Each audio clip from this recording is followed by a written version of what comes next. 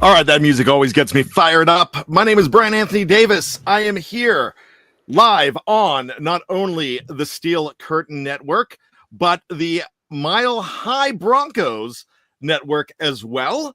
So we are here. What are we doing here? We're not normally on here. We are on your Fans First Sports Network affiliate. Make sure you check that out for all of your National Football League needs. Lots of great shows on there, but this is the Fans First Football Show. You do have the opportunity to hear it every once in a while on Mile High Broncos, on Broad Street Linc'd, on Foxboro Frenzy as well. This is going to be the first time here on the Steel Curtain Network. We are here because the Steelers were off this week. Well, they weren't off this week. They played off this week, but they went ahead and they played on Christmas Day. Well, a reasonable facsimile, and the Broncos did a reasonably facsimile of sucking as well against the Cincinnati Bengals. I could say that. One first down, Jess. One first down. That's all we needed.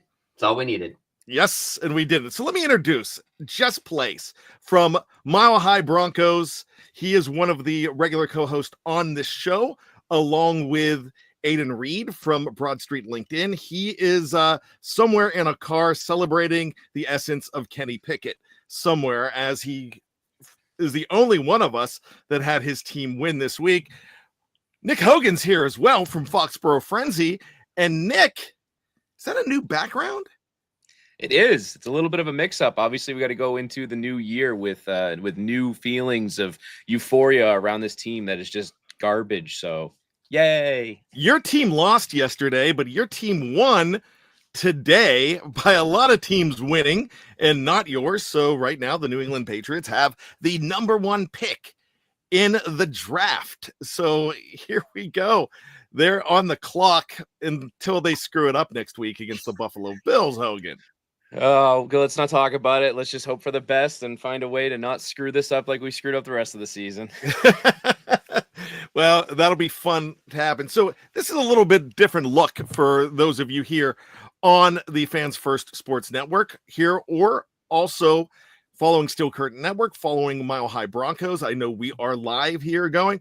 And if you're wondering why this is so different, because we're not, even though we're fans of the show, it's a little different mix because we're talking about every single Week 17 game here.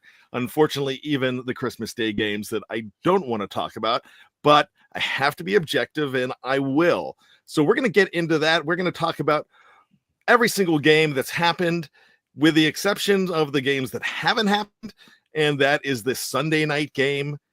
And that is, correct me if I'm wrong, that's not San Francisco, Detroit. That's the Monday night game. It's Washington. And who's Washington taking on, Hogan? Atlanta. That's right. I knew all about that, and then I realized that I didn't care. So, but I should, because we are objective here on the Fans First Football Show. So, yeah. Gentlemen, should we get into this? Let's go. Let's do it. All right. We are going to start at the beginning of the week. We don't normally do this, but there were a lot of games this week that were not on Sunday. So we have a lot to cover. We're going to start with Thursday, and we're going to do this one really quick, Nick Hogan. Steelers 10, the Chiefs 29, ruined my Christmas. Yeah, this one was kind of tough, obviously, for Steeler Nation out there. I apologize for you guys. It was not pretty from the get-go. Patrick Mahomes looked like his normal self on Christmas this day, throwing for 320 yards and 3 touchdowns. He had himself a phenomenal day. Travis Kelce, of course, made an appearance as well. 8 catches, 84 yards, and a touchdown, along with Xavier Worthy, who's having a nice little rookie season there, 79 yards and a touchdown. On the Steelers side, Russell Wilson just could not get it going. Threw for 205 yards, but an interception in there, and I think he had a costly fumble as well, if I'm not mistaken. The run game, Najee Harris had a little bit of a decent day, 74 yards on 13 carries, but again, too little, too late for the Steelers, trying to make their way to come back in this game, and now lost 3 straight, limping their way into the playoffs, but Kansas City locking up that number 1 seed. They look dangerous. I think that fumble was the week before, so don't mix up our suckiness. Or maybe I'm just, maybe I'm wrong. I don't know. Jess, who did you root for in this game? Because I know you abhor Russell Wilson. You abhor the Chiefs. What were you feeling here?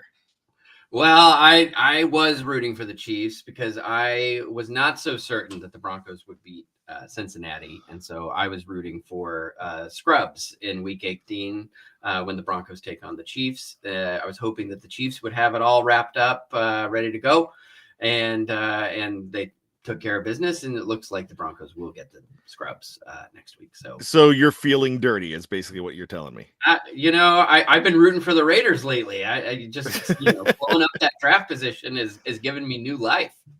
And they did so today. We'll talk about that a little bit later. The Steelers had, if you ask me, their worst performance of the season. This is a game, the games that they lost, I felt like they were in every single one of them.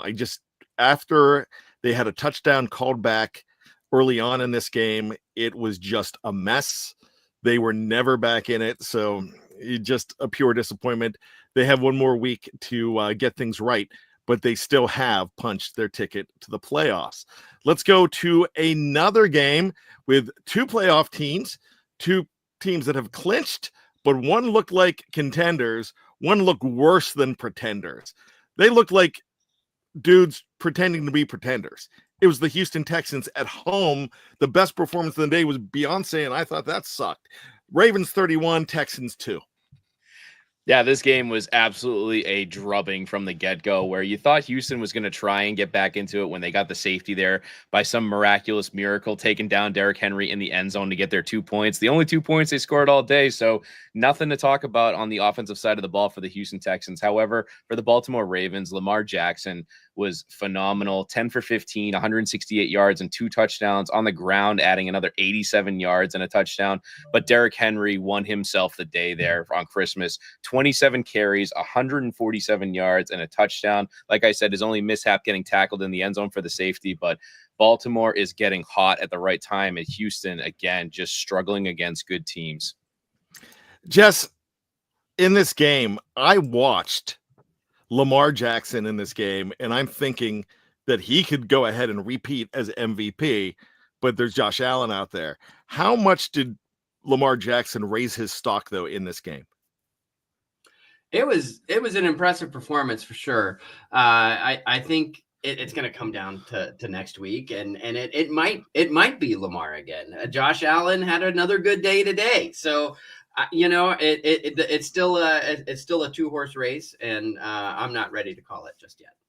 Hogan, if you are the Steelers, the Chargers, or the Broncos, or maybe even the Bengals. Well, not the Bengals, because they cannot get that 5th seed. But the Steelers and Broncos and the Chargers can get that seed. You don't mind playing in Houston. That's probably a pretty good draw, wouldn't you say? At this point, with the injuries they've piled up there between Stephon Diggs being out and Tank Dell as well, it's certainly the lesser of the evils that you have to face in the first round of the playoffs. Again, not a team I would take lightly because they surprised a lot of people last year with what they were able to do. But at this point, with the way the injuries are piling up for them, Houston is definitely the least dangerous out of the division winners at this point. All right, let's go to Thursday right now. The Kraken 6, the Blackhawks 3. Oh, please excuse me. Sorry. I meant the Mariners 6, the White Sox 3. Oh, no, it was the Seahawks 6, the Bears 3, but yawn. Yeah, this game was absolutely, oh gosh, I'm embarrassed to say that I sat there and I watched the whole thing. But at the end of the day, the Seahawks get it done. It was a kicker's dream to be out there on the field because they were the only ones that got any scoring done. Geno Smith did not look great. 160 yards, no touchdowns, no picks. Caleb Williams is just having himself a rough outing for a rookie year. 122 yards and an interception, but no run game to speak of for either side. No real receiving for either side. Like I said, it was a kicker's dream, but every football fan's worst nightmare to sit there and watch this drubbing on Thursday night. Seahawks get it done. Chicago is just looking forward to the draft at this point. Jess, would have you rather watched hockey in this game? I would have watched anything other than this. And in fact, I did. I watched everything else but this. Yeah. You're watching the Food Network, probably. Anything. Eye surgery. I'll watch it. This 6-3 game. Think of all the things you could have done with your time if he could have scheduled a colonoscopy, I think he would have, because it was probably more entertaining. Now, I digress. The Seahawks have been a very interesting team this year. They have probably been a very big Jekyll and Hyde team, but they still have an opportunity next week to make the playoffs and win that division, get a home playoff game by beating the Rams, who are an upcharge team right now. But Hogan, I got to say, they're still in it, and it's really interesting to see. They are, but I think it was an extremely uphill battle for them at this point, where the Rams took care of business, which I know we'll get to a little bit later on. But I think Seattle's another one of those teams that it would have been a nice story if they had made it. Again, I don't think they would have gone far in the postseason had they made it at this point, or like you said, potentially still make it. But the potential is always there. It's like I said, it's a nice story with Geno Smith and a rookie coach. We'll see what they can do going forward. Jess, the answer is not Bo Nix. If you had an opportunity to redraft and you are either the Bears or last year's Carolina Panthers, are you taking Bryce Young? Or are you taking Caleb Williams? I think Caleb Williams still has some upside. I think the Carolina Panthers have pretty much ruined Bryce Young at this point. I think Caleb has a shot. I mean, who knows what's going to happen with Pete Carroll? Like, I mean, if he comes to Chicago, great things are going to happen with Caleb Williams. It really comes down to who replaces Eberflus. I mean, Caleb has the potential still to do well. And I'm willing to look forward to seeing what happens with leadership in Chicago in order to see what happens with Caleb. All right, let's move to Saturday. The team not ready for prime time. They beat the bad teams. They lose to the good teams. They beat a bad team. It's the Chargers. They are now 10-6. They have clinched a playoff spot 40-7 over the Patriots, Hogan. Yeah, who would have known if you actually went out and got a competent coach, you'd have a decent team on your hands with Harbaugh and the Chargers the way that they did this year. Unfortunately for my Patriots, they just look more abysmal every week as it goes on. They look like they were a little bit competent against the Bills the week before, but then the Chargers came to town and blew the socks off the New England Patriots. Justin Herbert was just phenomenal, just was untouched, didn't even have anything to worry about. 281 yards and 3 touchdowns. The run game was pretty decent as well. J.K. Dobbins, 76 yards and a touchdown. And then through the air, Ladd McConkey, 8 catches, 94 yards, and 2 touchdowns there. He was just absolutely a beast. And he actually did better than any Patriots receiver pretty much did all season in that one game against them. So obviously the Chargers are rolling at the right time. On the Patriots side, just abysmal. I won't sit here and go through the stats because I'm sure nobody wants to hear it. But like you said, we locked up the number 1 seed as of right now, which I'm sure we'll find a way to screw up at some point. We talked about 6 or 7 weeks ago, the most dangerous team in the league could possibly be the Cincinnati Bengals, but the Chargers went and lost to them, but they seem pretty dangerous right now too, Jess. Yeah, the Chargers are getting hot late in the season, which is kind of the antithesis to who they've been pretty much their entire existence. So that's a little alarming. Going into the playoffs, watching the Chargers is going to be kind of, dare I say, a treat. I mean, they could get hot and make a run. They're dangerous for sure. Let me ask you this though. Where would they be without Ladd McConkey? I think that is the biggest reason for their success the last few weeks. Yeah. I mean, even the announcers in that game, they were falling all over themselves. I mean, even at just how rare the name McConkey is. I mean, they could not get enough Ladd McConkey, and yeah, he's been a major contributor. Just like the Broncos in 1986 had way too much of Phil McConkey in that Super Bowl. I don't remember a Super Bowl that year. It just my memory stops at the AFC Championship, and that's it.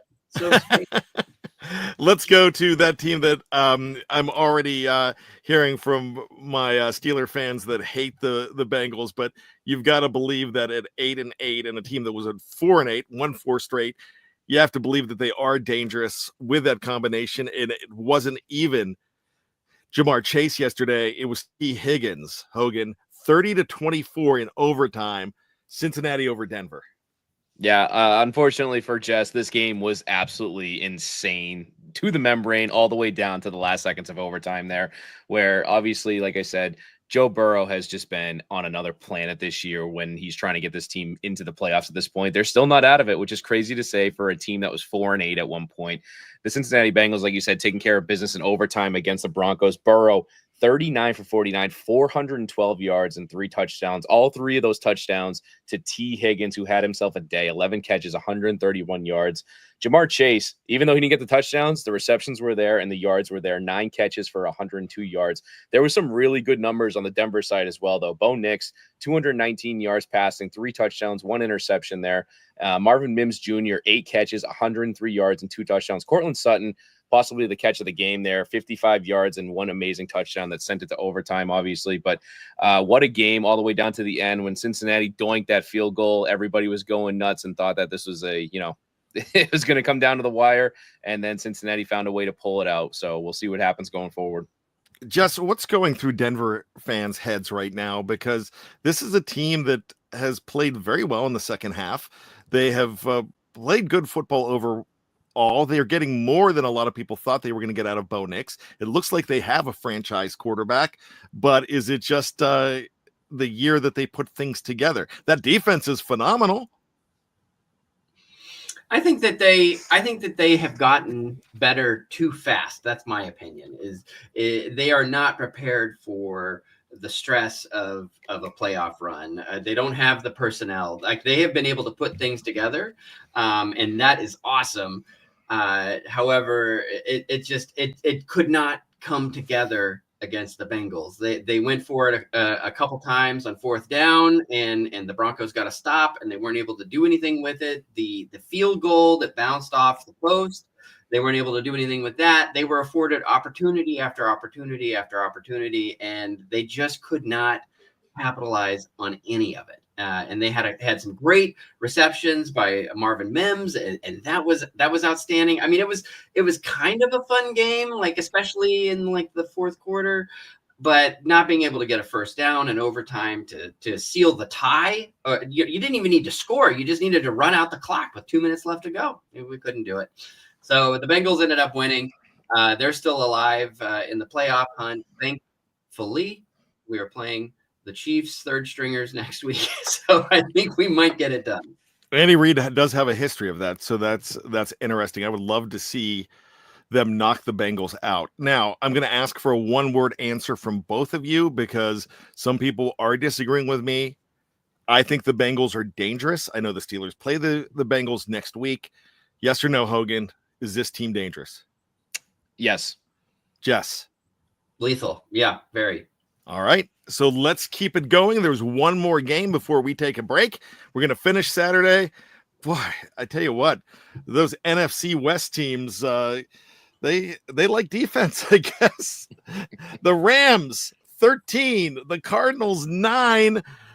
The Rams, they are ready for a division title. They are this close after starting out 1-4. They are now 9-2. In their last 11 games. That is absolutely incredible. What did they run into for this to be a rough week, though, Hogan? They ran into a fired up Arizona defense that really did not want to let them go into the playoffs, feeling good about themselves. And Arizona, to their credit, being eliminated the way they were the week prior, played their hearts out, tried everything they could to win this game right down to the very end. Unfortunately, Kyler Murray threw a late interception that cost the Cardinals the game and let the Rams wrap up the game. Kyler Murray did what he could, 321 yards through the air, 1 touchdown, 2 interceptions. Like I said, one of those ones being a costly one. On the ground, James Conner, I believe, left the game with an injury, if I'm not mistaken. Michael Carter taking over duties there, 13 carries, 70 yards. But through the air, Trey McBride had probably his best game of the season, 123 yards receiving and 1 touchdown. And Marvin Harrison Jr. had himself a day, 6 catches and 96 yards. On the Rams side, there really wasn't anything too crazy because Matthew Stafford did not have himself a normal Matthew Stafford day, only 189 yards passing, no touchdowns, no interceptions. Puka Nacua, though, 10 catches, 129 yards, picking up the slack there where Cooper Kupp did pretty much nothing in this game. Puka is the real deal, and the Rams are certainly dangerous at this point. The Rams are dangerous, but they look like they would run into a team like the Packers. We saw the Packers falter today, Jess, even though they did try to flourish at the end. They did try to come back. Are the Rams just pretenders? Are they kidding themselves here? Or do you really think that they can surprise some people? The Rams kind of hit me the same way as the Houston Texans kind of hit me. They are a division leader. They have won some games. I think when going up against, like the NFC North, it's not going to go well. I don't see them as a force in the elite teams of the NFC. They're most likely the 3rd seed. It looks like the AFC South is probably going to come away with a 4th seed, if I'm not mistaken. You guys could correct me on that if I am incorrect on that. I do like what I see of the Rams, but what I saw today from those NFC North teams, even the ones that were losing, the Packers, I got to tell you, I'd be shocked if an NFC North team is not in the AFC Championship game.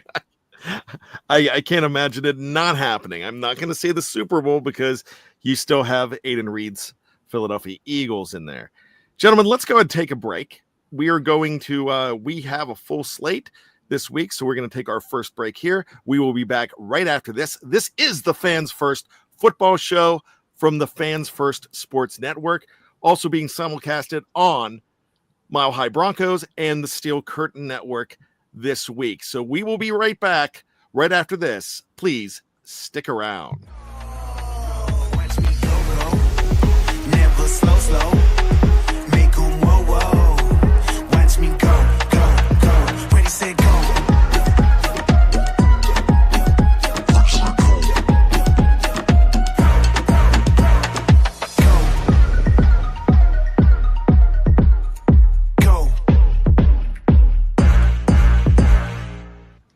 All right, we are back here on the Fans First Sports Network. My name is Bryan Anthony Davis. I am here right now with Nick Hogan from Foxboro Frenzy, with Jess Place from Mile High Broncos. On assignment right now, well, actually, he's just probably driving, celebrating the Philadelphia Eagles win, is Aidan Reed from Broad Street LinkedIn, as I almost forgot that. Gentlemen, we are going to go ahead and get in to the second part of the show. But before I do that, I hope everybody had a fantastic holiday season so far, as it does continue. I hope everybody out there has had a fantastic holiday. I've got to ask you this because we are such football fans, and I know if you guys are anything like me, that when they think of you to buy you a gift, they're going to buy you something of your favorite team. Did you get any Patriots gear, Hogan? Oh, actually, well, I got the brand new stand that you guys can see behind us. There's a glass part of it too for the Teddy Bruschi signed football, but little too reflective for the screen right now. Nice little placeholder now where I have my official Teddy Bruschi signed football for me. So I got that very same thing, but it broke when I was trying. It was plastic. It broke when I was trying to go ahead and put it together. In fact, I will show you right here. This is part of the base. So anyways, that is going back to Amazon, and we're going to see what we can do there. So my helmet, as you can see in the background, is still bare, but that's not just it's not a Teddy Bruschi solo. It has a couple guys, Hines Ward, James Harrison, 2 guys that got snubbed, by the way, this week. Heath Miller, a lot of fun names. Jerome Bettis, you might have heard of him too. That is one of my favorite things, and I just got it back. I had a friend who was holding on to it, getting autographs for on it for me. So it's nice to have back. Jess, what did you get? Did you get Dodger stuff or did you get Bronco stuff? Well, with the Dodgers winning the World Series this year, I got a Freddie Freeman autographed World Series baseball. So that's pretty cool. Deal. Yeah, I did get a Broncos calendar though, but I mean, it's like Freddie Freeman autographed baseball or an already outdated Broncos calendar. It's really a toss up. Well, you've got to find out what you're going to be doing in February. Right. Well, yeah.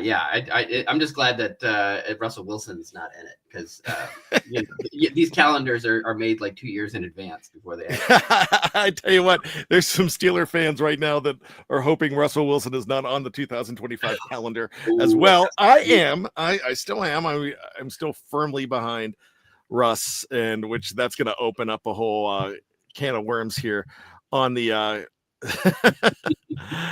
On the comment section, which I guess I should probably bring back up. I was trying not to, though. I've lost it there. Here we go. So go ahead. Let's actually we do have a question here, and not really bringing up questions, but I want to bring this up. My good friend Dennis Pavlik asked, "Is Jared Mayo going to be fired, Hogan?" I don't believe he's going to be fired. Does he deserve to? Absolutely, he does. Unfortunately, I think Robert Kraft is a very proud owner.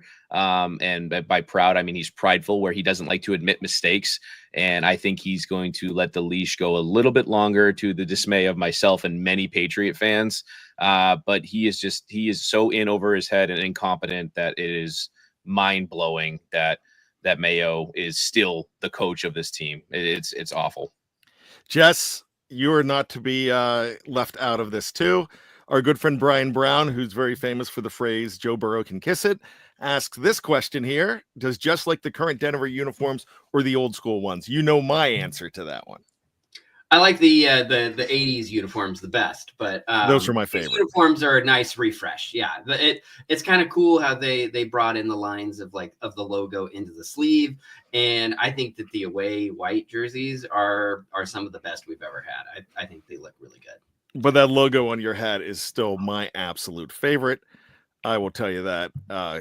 First and foremost, I love it. Mr. Woodside says old school from 70s and 80s. I absolutely 100% agree. So let's go ahead and let's go to Sunday now.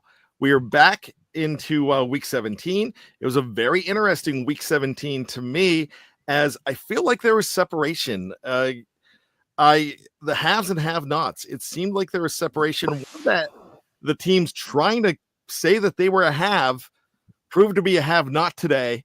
It's a team you saw recently, Jess, on your Broncos schedule. Giants 45, Colts 33. The Colts are officially eliminated. This was an absolutely wild game, if you ask me, because if you told me before that New York was going to do everything they could to give up the first-round pick to beat an inept Indianapolis team, I would have told you are cracked in the head. But apparently, who wasn't cracked in the head was Drew Lock, who played at an MVP level today. It was insane to see.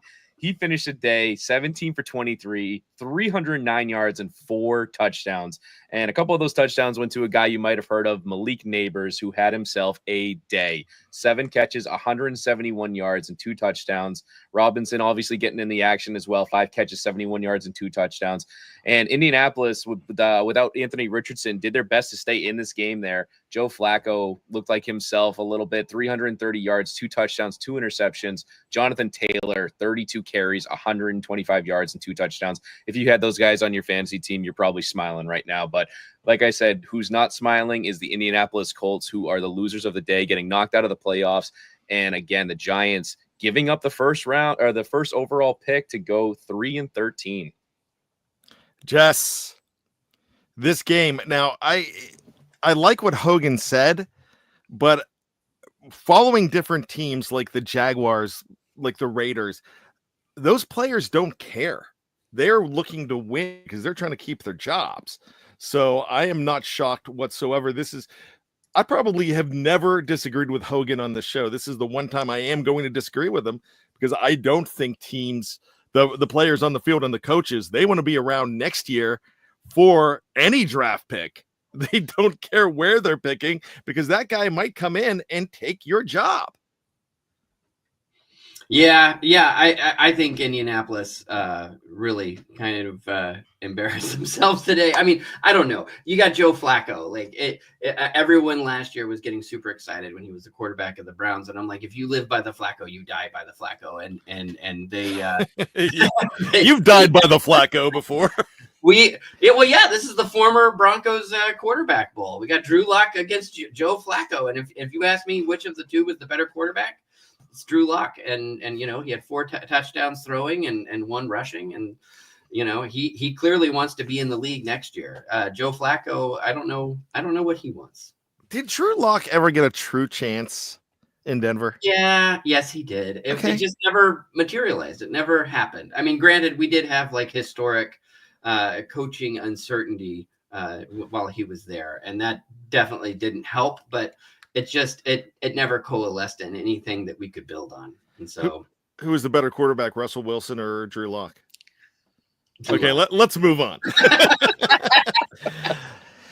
Okay, the team that is trying to prove that they are the best in the league. Their quarterback is doing everything he can to become the MVP. It's the Buffalo Bills. I hate the Bills Mafia. I really do. I know they do great stuff for charity, but gosh, they're so obnoxious. Bills 40, Jets 14. Well, you and I might have disagreed earlier, Bryan, but we're going to disagree again because I love the Bills today, where they took down the dreaded New York Jets, who I hate more than anything. Nope. Because they're our Ravens. They're just they're your Ravens. I get it. It's fine. It's fine. I hate the Jets so much, and seeing them lose almost as badly as the Patriots lost just warms my heart just a little bit more. I'm like the Grinch over here.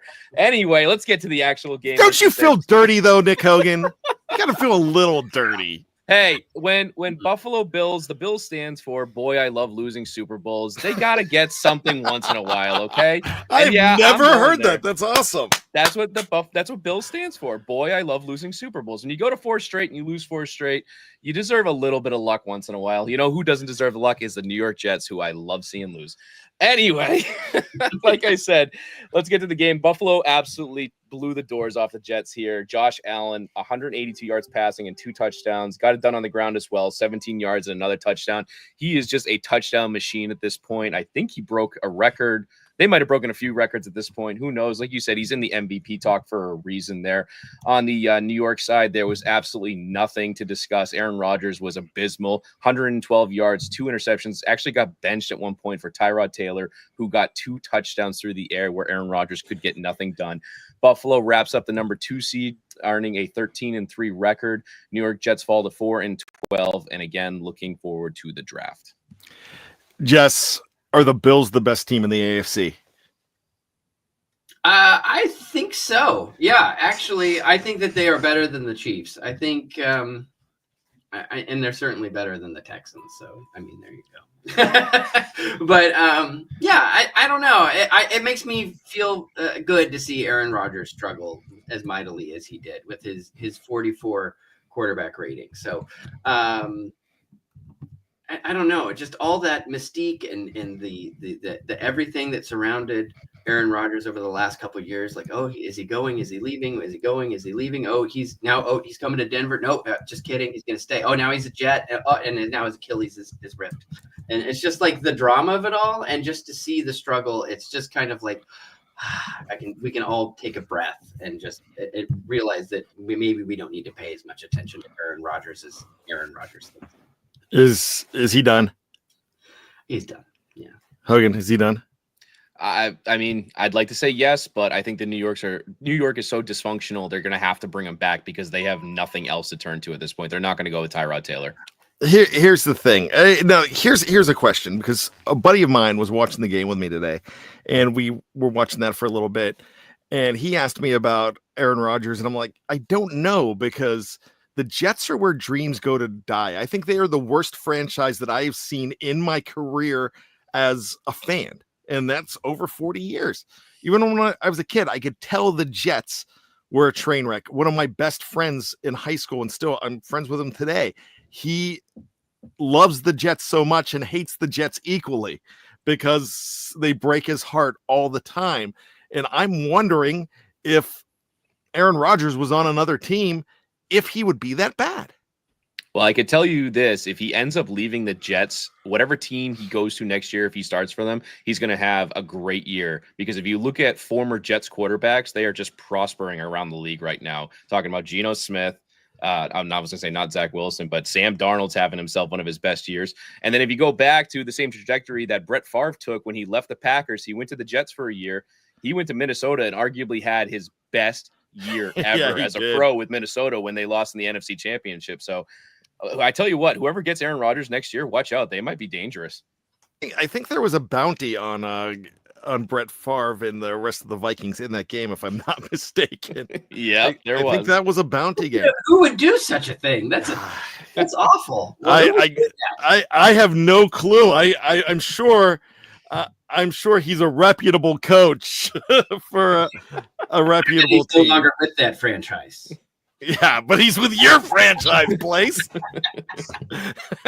Let's go ahead and move on to let's try to make this one quick. Jaguars 20, Titans 13.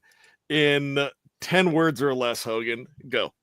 You're stressing me out with 10 words or less. All I can tell you, it was the backup bowl with Mason Rudolph and Mac Jones, and Mac Jones won. How about that? There's your 10 words or less. You know what? No, let's give Mac Jones his proper due, and let's give the Jaguars their proper stats.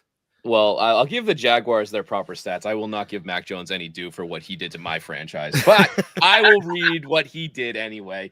Mac Jones had a mediocre day, 174 yards, 2 touchdowns, no interceptions, which is shocking to see him not throw any. Who did throw one was Mason Rudolph, along with a touchdown, 193 yards there.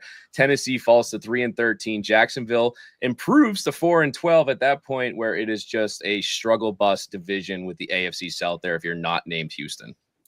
All right, Jess, do you have anything to say about this game? Well, when Mason Rudolph and Mac Jones square off, you just got to throw out all the references. I have nothing to say on that.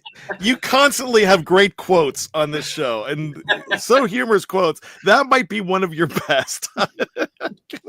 That's t-shirt material.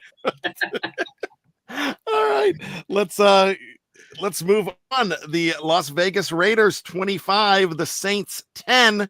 2 weeks ago, the Raiders were in the number 1 spot, and now they're looks like they're picking around number 8 or number 9. It doesn't matter. That was a big win for this franchise, for guys trying to keep jobs for next year. 25-10 over the Saints. It's kind of shocked me, Hogan. Yeah, no, for sure. I mean, the Raiders are, where, like you said, they were the driver's seat for the number 1 pick for a little while there. They've won 2 in a row now, where Aiden O'Connell is starting to come into his own a little bit, and he had a decent day. 242 yards passing, 2 touchdowns. Amir Abdullah also had a great day on the ground as well. 20 carries, 115 yards, no touchdowns or anything. But really the big news of the day was Brock Bowers, again, setting more records, where I believe he broke 2 records today, that being the rookie receptions record. And then on top of that, too, broke Mike Ditka's official record of most yards by a tight end in their rookie year, which Mike Ditka has had for a bazillion years at this point. 1961. Yeah, absolutely crazy. 14 games. There was 14 games. Yeah, and that's the impressive part is the fact that Brock Bowers is doing that, and Mike Ditka had that record as long as he did. But on the Saints side, Spencer Rattler again, struggles in his debut there. 218 yards, 1 touchdown, and 2 interceptions. The Saints are definitely going to be looking for answers going into the offseason with the head coaching position, and then if Derek Carr is going to come back as well. So 2 teams that are going to be on the up and up looking at next year with the draft and everything to try and get back on the winning path. Jess, the only thing I've got to ask you here, because I know that you love the fact that the Raiders won because you hate them so much, and it's all about, so we're not going to talk about that. Is Spencer Rattler Patrick Mahomes' illegitimate son? Yeah. It seems that he very much. He looks like him, doesn't he? Doesn't he look like he? A little bit. It's a little creepy. Yeah. Yeah. I just thought I'd bring that up. One thing to say about the Raiders, I've got to give Amir Abdullah props, like you did. 141 games in the NFL, never had a 100-yard rushing game. He had close to 150 all-purpose yards. And actually, he did have right around 150 and maybe a little bit over, but just really impressive. This guy has been playing hard. They have not had a 100-yard rusher all season in Las Vegas. Abdullah with a fantastic game. It was a shame that he got hurt at the end of that game as well. But, good on the Raiders getting that win.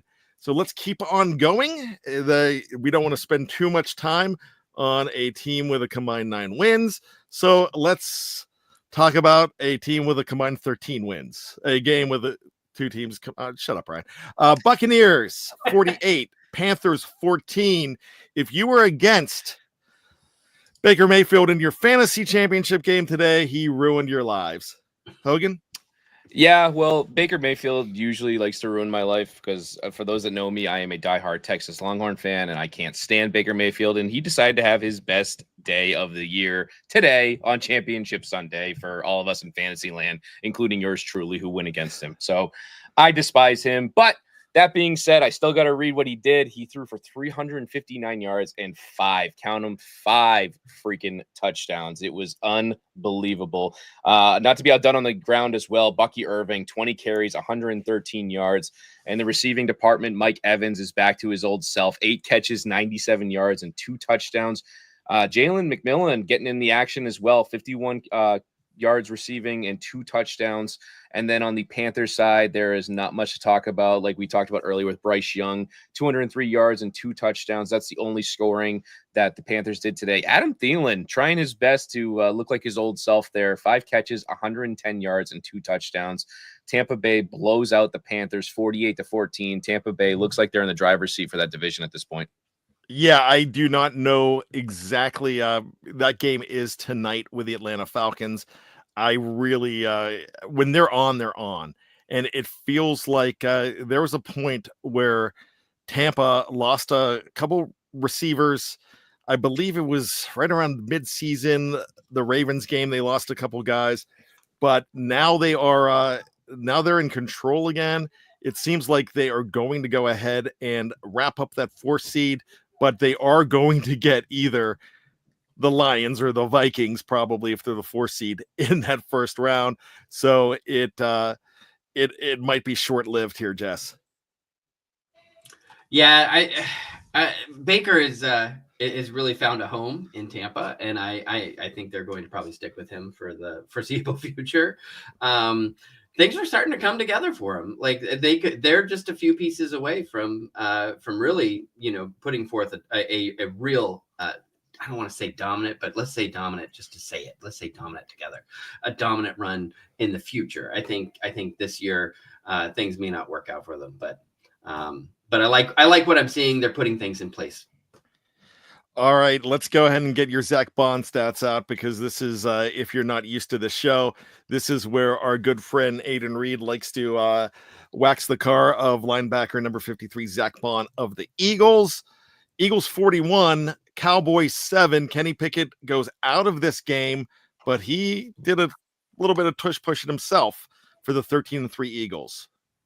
Well, I'd be remiss if I did not mention Zach Bond's stats, so I will give them to you right here. 7 total tackles, 1 solo, and 1 pass deflected. Aidan Reed, that is for you, my friend. Hope you're well. But and the song is for you as well. Let's go. But yeah, like you said, the Eagles took care of business against the Dallas Cowboys there. They got things started off, I believe, with a pick 6, if I'm not mistaken, against Cooper Rush there. But Kenny Pickett, before he had to exit with an injury, 143 yards passing and 1 touchdown. Rushing wise, I believe he had 3 carries, 3 yards, 1 touchdown there. The real rushing that we want to talk about is Saquon Barkley, 31 carries, 167 yards, cracking the 2K record today in 16 games, which is phenomenal to see. He is closing in on Eric Dickerson's record. Whether he'll get it or not is going to be fascinating to watch for next week if they're going to play him at all. Again, the interesting part with the Eagles is seeing if Jalen Hurts is going to be able to come back as well for the playoffs. On the Cowboys side, the backups did what they could. Cooper Rush, 147 yards passing, 1 touchdown, 2 interceptions. Rico Dowd had a pretty decent day for no touchdowns, but 23 carries, 104 yards. And then there was nothing much to talk about on the receiving end. But Philadelphia wraps up a 13-3 record at this point. Dallas falls to 7-9. All right, I've got to break down the fourth wall here and just mention that I did not hear that soundbite, but we can't have the sound bites on YouTube right now because if they're licensed, they will. They'll come. There was no soundbite. I made that noise with my mouth. Well, you are a rap master, and I know that. So you're the human beatbox. So I appreciate that. But just wanted to go ahead and bring that out there because I love sound bites. I just forgot where we were for a second. I love sound bites. Hate litigation.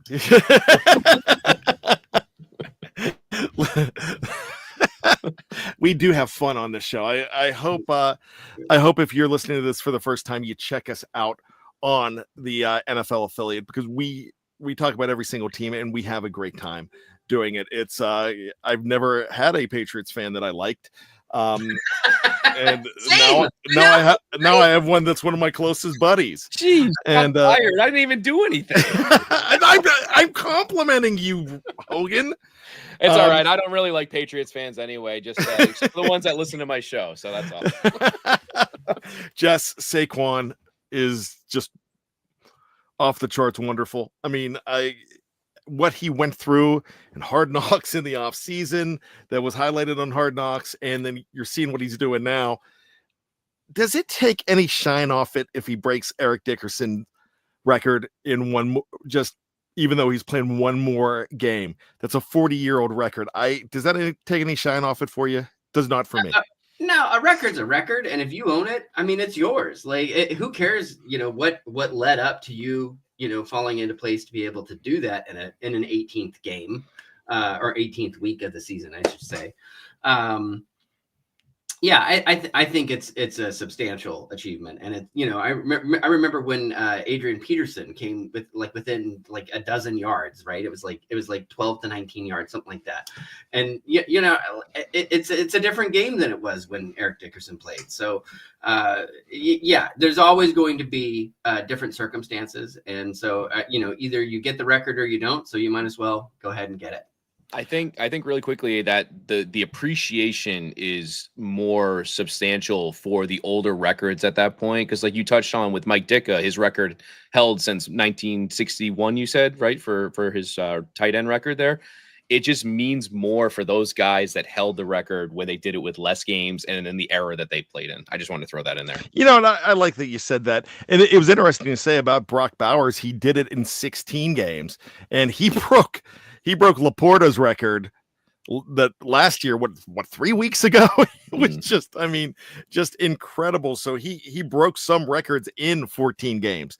So, nothing takes the shine off it, but I grew up in the baseball days of 60 and 61 and asterisks. So I just wanted to ask about that because there's some people that think that a 1,000 game season, a 1,000-yard season does not mean as much. 1,000 game season, man, you'd be beat up there.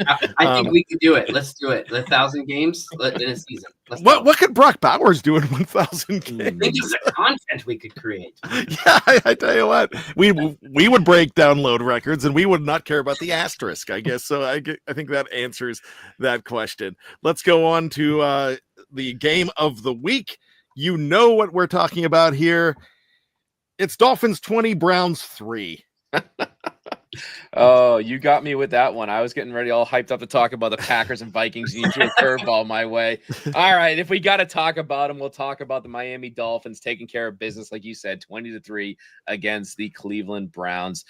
This was no Tua today, so we had the Tyler Huntley show, and he took care of business. 225 yards passing, 1 touchdown.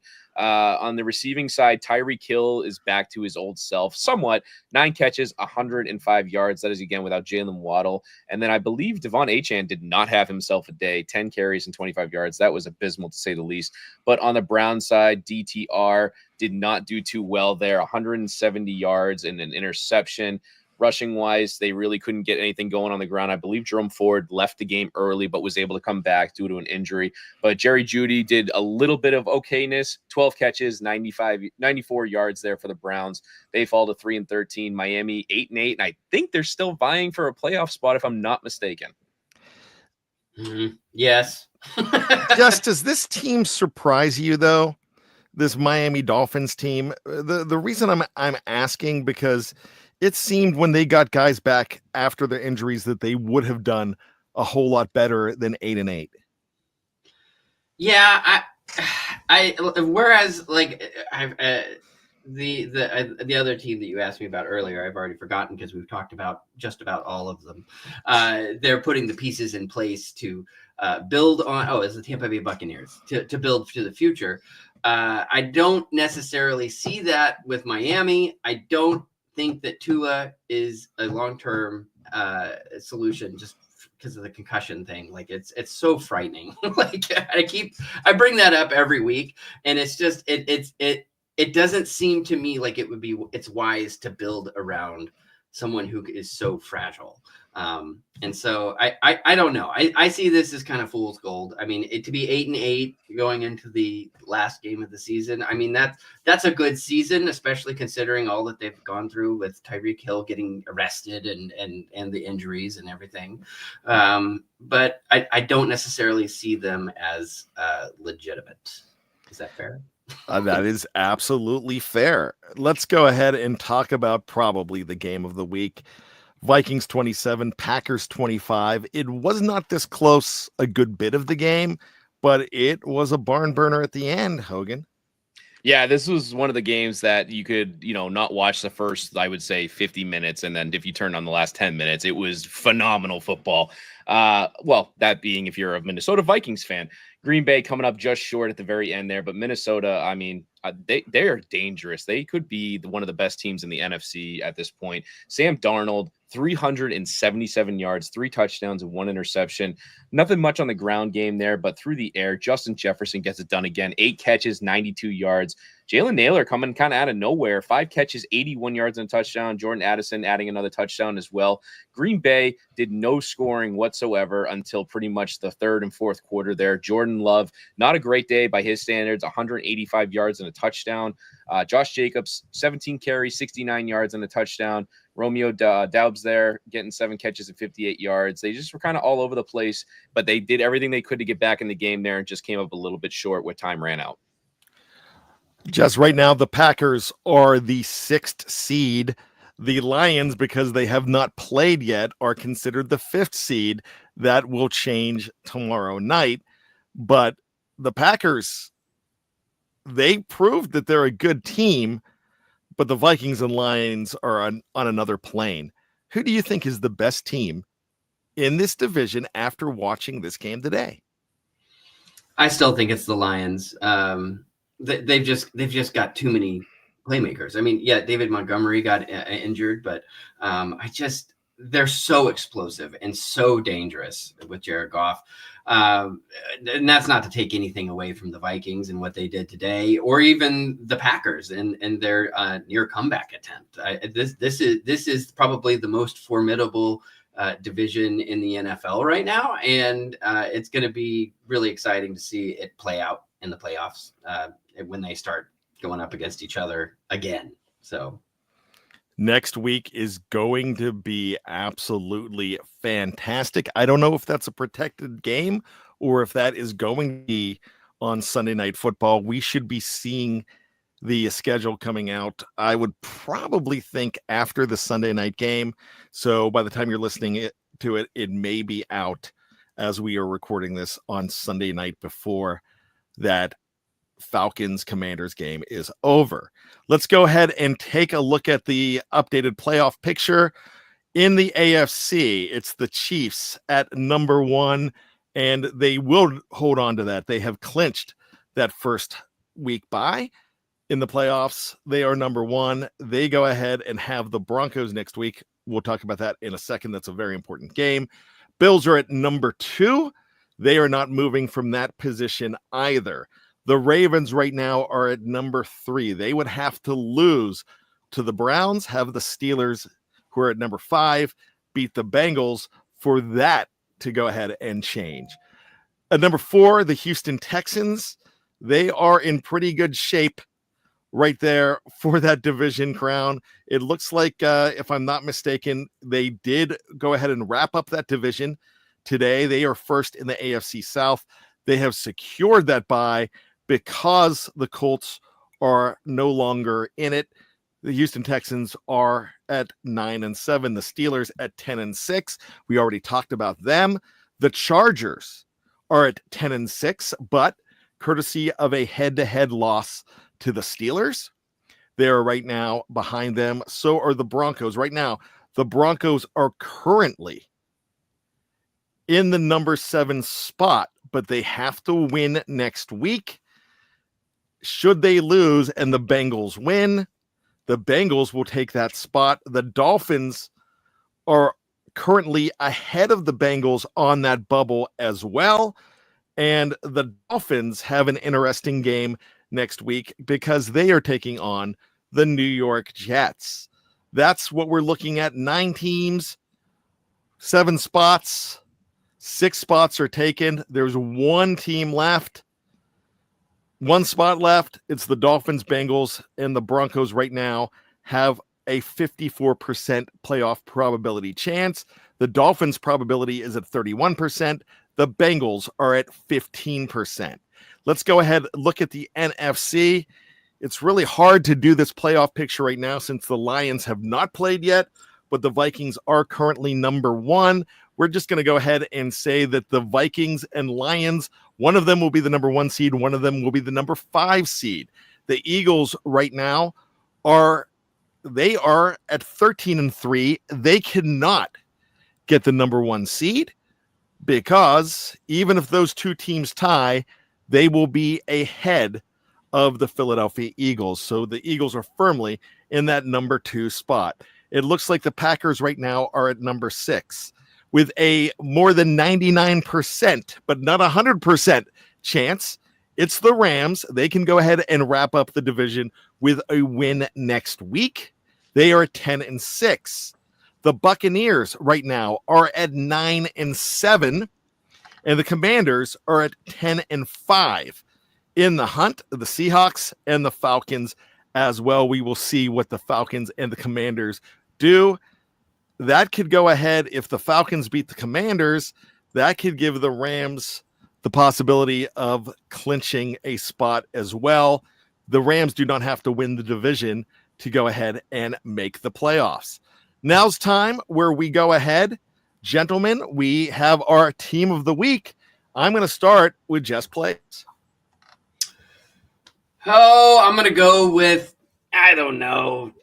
I'm still upset about the stupid Bengals. The team of the week, let's go with Baltimore. Just that it was a statement win. I mean, 31-2 over the Texans. I think that was probably the most lopsided and impressive win of the week, and a week full of lopsided wins. I just think that they put forth a great effort, and I would like to acknowledge them for it. Sorry. Yeah, I have no problem with that. I think that is a very good candidate. You're going to be shocked when I go ahead and do the same thing to you that you just did to me. But go ahead, Hogan. Who's your team of the week? It pains me to say this because I despise both of these teams back when the Manning brothers played for them equally. And that is obviously the New York Giants and the Indianapolis Colts. So I got to go with the Giants. It's absolutely incredible where everybody, I think, on the planet had them locked up for the number 1 pick going into next year. And the fact that they came out and put up 45 points today and got a win when not many people picked them to do so. They wanted to play. They wanted to win, and they got it. And I thank them for that. But at the same time, I still hate the Giants. So they're my team of the week, though. I have to do exactly what Jess did to me, and it's not because he did it. This was already set in stone. I've got to give it to the Kansas City Chiefs because they took it to my Steelers on Wednesday. They were very good. Like I said earlier in the show, that the Steelers were in every single game that they lost. They really weren't in this game, especially after the touchdown in the first quarter was called back. It seemed like they were never in that game after that. The Chiefs, they erased a lot of doubts because there's so many doubters on the Kansas City Chiefs who only have one loss in this league. So it's really interesting to me that everybody's trying to count them out. And what we're doing by doing that is we're giving Patrick Mahomes and that team fuel. And maybe we should stop counting them out. But I've got to go ahead and give them my team of the week. And that hurts too. I think all of us didn't love doing this, especially Jess, 2013 probably sticks in your craw too with the Ravens. Who was it? Raheem Moore who blew that? Yep. All right. A lot of people forget though that Peyton Manning threw an interception after that, but that's like the moment everyone. We all blame Raheem Moore. Okay. Nightmares. So I get that, and I'm sorry, I'm just doing that because it's not fair for me to break open old wounds, Jess. So I'm only going to do it one more time. As tomorrow is December 30th, and if you don't know what December 30th is, to me, it's going to be the 40th anniversary of one of my favorite games of all time. I was 12 years old watching the Steelers, who just eked into the playoffs at 9-7. And did not really deserve to be in the playoffs. A lot of things had to happen for them to get in.